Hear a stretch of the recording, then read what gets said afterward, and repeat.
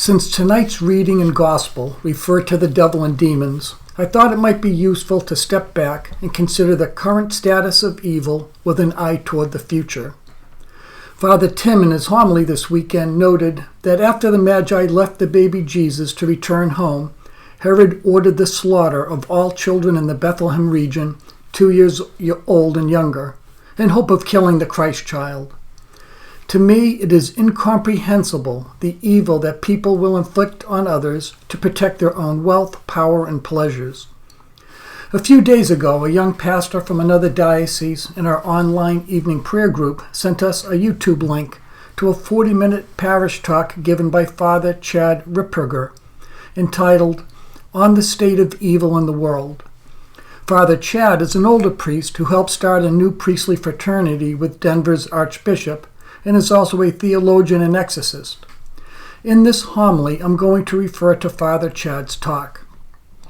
On the timeline from Jesus' birth to his second coming, it's important to consider where we might be in order to have proper future expectations so we can continue to have strong faith if adversity strikes.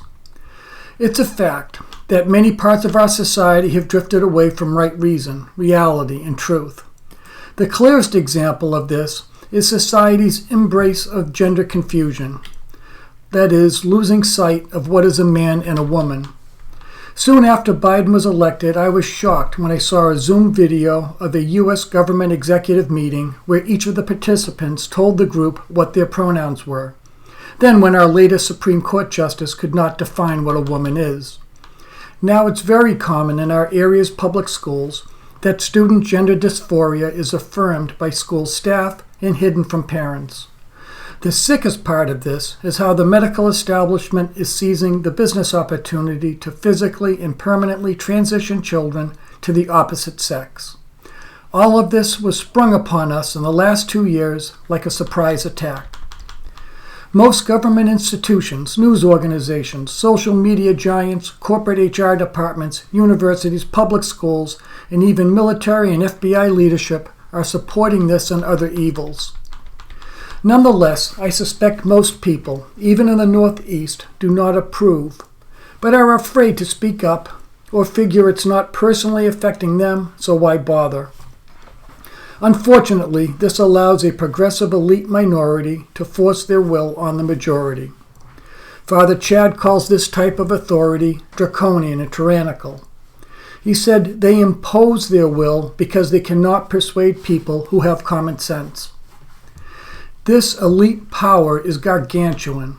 For instance, in just the first couple of weeks during COVID, they shut down the world economy and Catholic sacraments. And this persisted a long time. For example, even with public health confusion over masks and vaccine effectiveness, everyone obeyed. The persistent lockdowns and blind obedience in other English-speaking countries was even more striking. This aggregation of the pinnacles of power, all on the same page, is happening because progressives have drifted farther and farther away from the obvious meaning of God's words and traditional Christian thinking. Like Mary said in her canticle, God scattered them in the imagination of their hearts. Or 2 Thessalonians, because they refuse to love the truth, God sends upon them a strong delusion.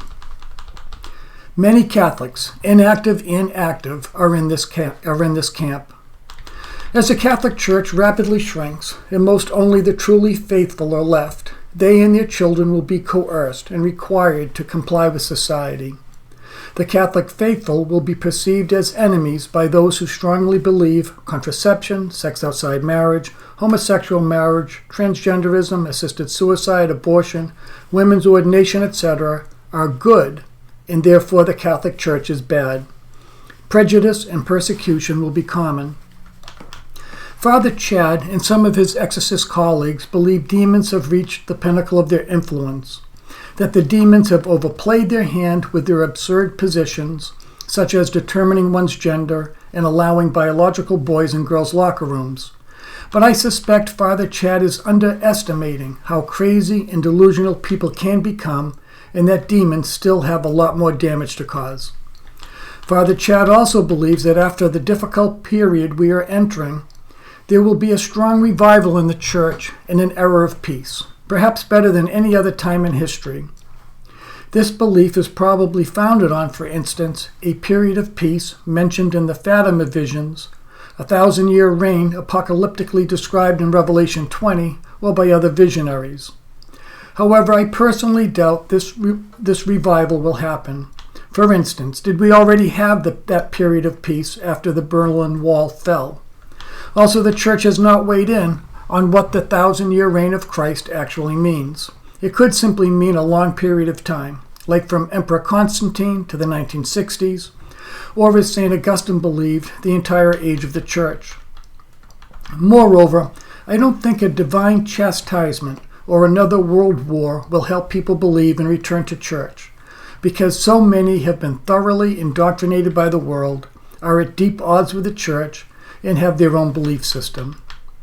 Though God could do something extraordinary, like infuse everyone with divine truth and perfect clarity, but wouldn't that interfere with people's free will and their ability to truly love God or not?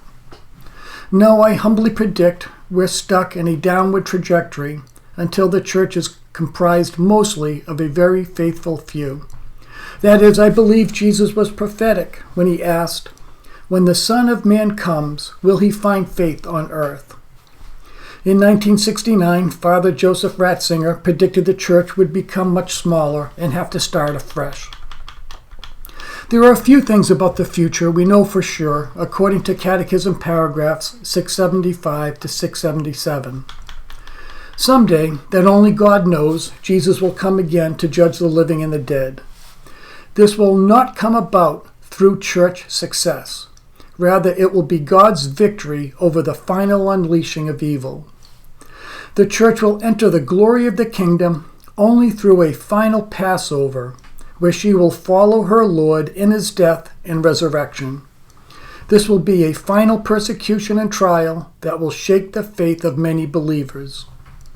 The Antichrist will lead a supreme religious deception where man will glorify himself in place of God, offering humanity an apparent solution to their problems at the price of apostasy from the truth. This is how it ends. How long it will take us to get there, what will transpire in the meantime, I don't know exactly. But I think we can already see a gradual unleashing of evil. Ralph Martin, in his recent book, A Church in Crisis, writes, "Who can deny that there has been a systematic stripping away of restraint after restraint on the working of evil?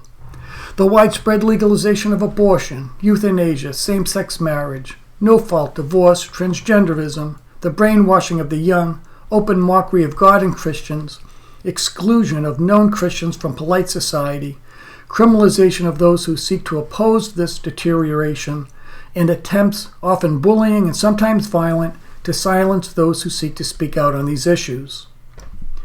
At this moment, based on everything I see, unless there is a miraculous intervention, it is probable that we are heading to end times quickly, like in a few generations. I'll miss it for sure, and my children will most probably miss it.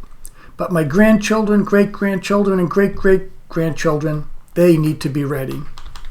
Now you might be thinking, Deacon, this is depressing, and who are we to be wondering about these things? But Jesus expects us, in light of God's words, to interpret the signs of the times as we predict the weather.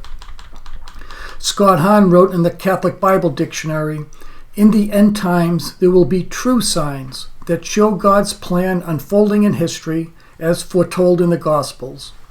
There will also be false signs and false messiahs that lead people away from the gospel and its promise.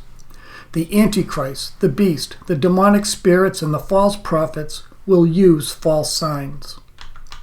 I am astounded that in my lifetime so many people in Western civilization, in perfect freedom, without coercion by an evil dictator, could decide that going to church and knowing God is unnecessary and not essential, despite the image of the crucified, beloved Son of God.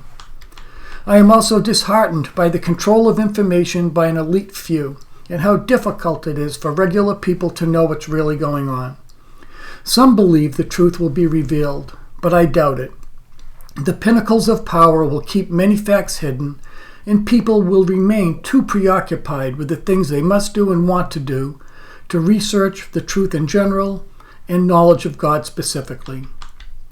The situation of humanity is very sad amid the forces driving us speedily toward end times, such as wealth, power, pleasure, and cowardice.